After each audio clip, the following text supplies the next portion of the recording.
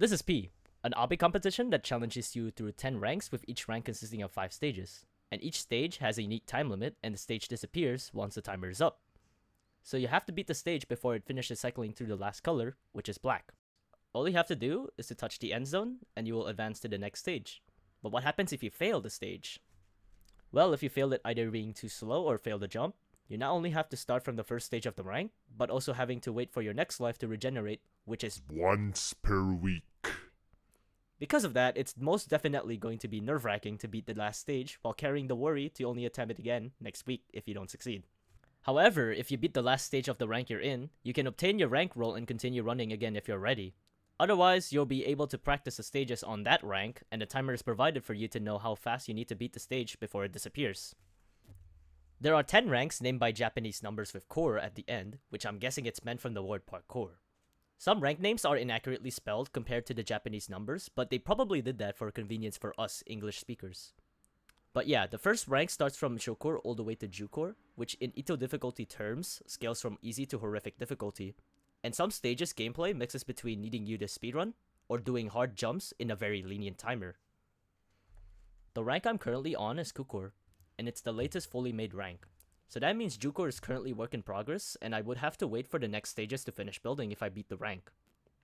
Kukour's stages gameplay are mainly prioritized on speedrunning, and yes, I'm very strong at those with my crazy etoh speedrunning background. But my most obvious weakness on completing the rank is my horrible nerve control.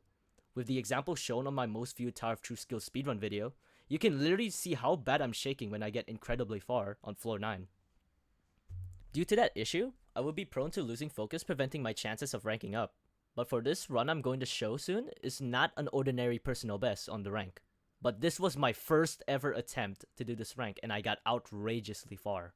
By the way, if you want to participate this game, you're free to join as there's an available automation zone for you to play on your own. But if you beat the automation zone, you may need to be in their Discord server if you want to continue participating as there's no automation ranks after youre. Like for my one, it was manually ran by a host that can be contacted in the Discord server linked in the description below. It's best to join if you need some advice on beating certain stages. And finally, I also wanna explain why I haven't uploaded for 6 months. I felt kind of tired repeatedly sending speedrunning completions, and I wanted to make video documentaries, but that got me more incredibly lazy. So this was the only video I could fill in the gap to prevent my questionable upload schedule. But yeah, with all that information you needed to know how the game works, I present to you my very first attempt on running the hardest rank so far, Kukour.